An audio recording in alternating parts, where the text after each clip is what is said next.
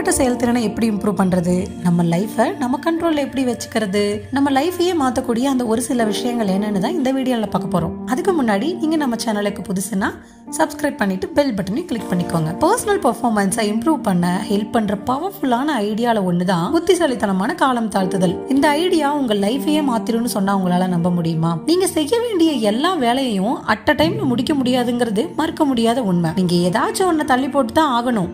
So சின்ன வேலையா பார்த்து தெரிஞ்சே தள்ளி போடுங்க. வேற எந்த ஒரு வேலையை செய்யறதுக்கு முன்னாடியும் இருக்கிறதுலயே பெரிய கஷ்டமான வேலையை ஃபர்ஸ்ட் செஞ்சு முடிச்சிருங்க. எல்லாருமே ஒரு சில வேலைகளை தள்ளி போடதான் செய்யறாங்க. ஹை பெர்ஃபார்மருக்கும் லோ பெர்ஃபார்மருக்கும் இடையில இருக்கிற டிஃபரன்ஸே அவங்க எதை காலம் தாழ்த்த சூஸ் பண்றாங்க அப்படிங்கறத டிசைட் பண்றதுதான். நீங்க எப்படியும் காலை தாழ்த்த தான் வேணும்னா இம்பார்ட்டன்ஸே இல்லாத சின்ன கம்மியான வேல்யூ இருக்கிற வேலையை தள்ளி போடுறத டிசைட் பண்ணுங்க. தவளை குஞ்சுகளை நீக்கிட்டு தவளை மேல கான்சென்ட்ரேட் பண்ணுங்க. தவளைன்னு சொல்றீங்களே, அது என்னன்னு கேக்குறவங்களுக்கு ஐ கார்ட்ல லிங்க் கொடுத்திருக்கேன், வீடியோ போய் பார்த்து தெரிஞ்சுக்கோங்க. எதுக்கு ப்ரையாரிட்டிஸ் கொடுக்கணும்னு ஃபிக்ஸ் பண்ற மாதிரியே எந்த வேலையை தள்ளி போடணும்னு டிசைட் பண்ணணும். ப்ரையாரிட்டிஸ்ங்கிறது ஃபாஸ்டாவும் இம்மீடியட்டாவும் செய்யற ஒண்ணு. அதே பின்னுக்கு தள்ளி போட வேண்டியதுங்கிறது குறைவாகவும் அப்புறம் செஞ்சுக்கலாம் அப்படிங்கிற ஒரு வேலையும். சம்டைம்ஸ் அதை நீங்க செய்ய வேண்டியதே இருக்காது. டைம் மேனேஜ்மெண்ட்ல யூஸ் பண்ண வேண்டிய பவர்ஃபுல்லான வார்த்தையில ஒண்ணுதான் முடியாது. அத கைண்டாவும் சொல்லுங்க. எந்த மிஸ் அண்டர்ஸ்டாண்டிங்கும் ஆகாத அளவுக்கு கிளியராகவும் சொல்லுங்க. உலகத்திலேயே மிகப்பெரிய பணக்காரரான வாரன் பஃபெட்ட அவரோட வெற்றிக்கான ரகசியம் என்ன அப்படின்னு கேட்டதுக்கு அவர் சொல்றாரு, அது ரொம்ப சிம்பிள். இந்த டைம்ல எனக்கு துளி கூட இம்பார்ட்டன்டே இல்லாத ஒரு வேலைக்கு முடியாதுன்னு நான் சொல்லிடுவேன் அப்படின்னு ஆன்சர் பண்ணாரு. உங்க டைமுக்கும் லைஃபுக்கும் அவ்வளவா யூஸ் இல்லாத எந்த ஒரு விஷயத்துக்கும் நோ சொல்லிருங்க.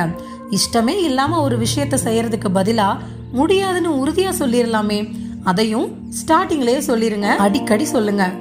புதுசா ஏதாச்சும் ஒரு வேலையை நீங்க செய்யணும்னா ஆல்ரெடி இருக்கிற வேலையை கம்ப்ளீட் பண்ணிருக்கணும், இல்ல அதை செய்யறத ஸ்டாப் பண்ணிருக்கணும். இப்ப கையில ஒரு பொருளை எடுக்கணும்னா ஆல்ரெடி நம்ம கையில இருக்கிற பொருளை கீழே வச்சாதானே அடுத்ததை எடுக்க முடியும். இந்த டைம்ல இல்ல இனி எப்பயுமே நீங்க எந்த விஷயத்தையெல்லாம் செய்ய போறதில்ல அப்படிங்கறத கிளியர் கட்டா யோசிச்சு செய்யறதுக்கு பேரு தான் புத்திசாலித்தனமான காலம் தாழ்த்துதல். மெஜாரிட்டியான பீப்புள்ஸ் எதையும் யோசிக்காம ஈஸியா ஒரு சில வேலையை தள்ளி போட்டுறாங்க.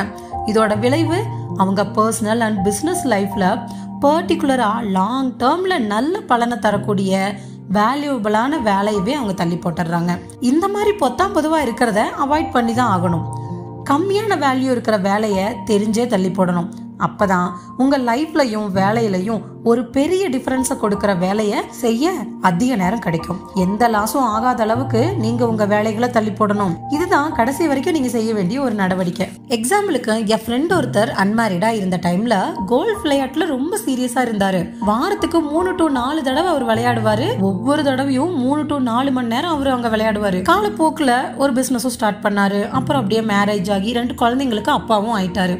ஆனாலும் ஒவ்வொரு வாரமும் அந்த 3 to 4 தடவை கோல்ஃப் பிராக்டிஸ் பண்றத அவர் விடவே இல்ல, கண்டினியூ பண்ணிட்டு தான் இருந்தாரு. ஃபைனலா ஒரு நாள் நம்ம கோல்ஃப் கிரவுண்ட்லயே அதிகமான நேரத்தை ஸ்பெண்ட் பண்றதால தன்னோட வீட்லயும் ஆபீஸ்லயும் தனக்கு மென்டல் ப்ரெஷர் அதிகமா ஏற்படுதுங்கிறத அவர் ஃபீல் பண்ணாரு. அப்ப இருந்து கோல்ஃப் கிரவுண்ட்ல நம்ம ஸ்பெண்ட் பண்ற நேரத்தை கொஞ்சம் கொஞ்சமா குறைச்சிக்கிட்டா தன்னோட லைஃப் தன்னோட கண்ட்ரோல்குள்ள வந்துரும்னு அவரு யோசிச்சாரு. அடுத்த வாரத்திலேயே ஒரு டைம் தான் விளையாடணும் அப்படின்னு அவரோட பிராக்டிஸ குறைச்சிட்டாரு. அப்ப அவரு டிசைட் பண்ணது அவரோட லைஃபையே மாத்திருச்சு.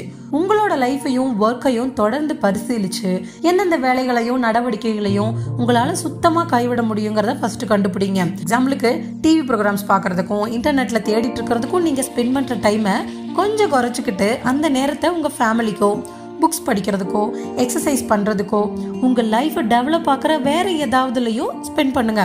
அதே மாதிரி நீங்க செய்ய வேண்டிய வேலைகள்ல எதையெல்லாம் மற்றவங்ககிட்ட ஷேர் பண்ணிக்கலாம், எதை சுத்தமாவே விட்டுறலாங்கிறதையும் டிசைட் பண்ணிட்டு அந்த டைமை இம்பார்ட்டன்டான வேல்யூபிளான வேலைகளை செய்ய யூஸ் பண்ணிக்கோங்க. உங்க லைஃபை உங்க கண்ட்ரோல்குள்ளேயே வச்சுக்கோங்க. இந்த ஐடியாஸை நீங்க உங்க லைஃப்ல யூஸ் பண்ணுவீங்கன்னு நம்புறேன். இந்த வீடியோ பிடிச்சிருந்தா லைக் பண்ணுங்க, ஃப்ரெண்ட்ஸ்க்கு ஷேர் பண்ணுங்க. Thank you friends.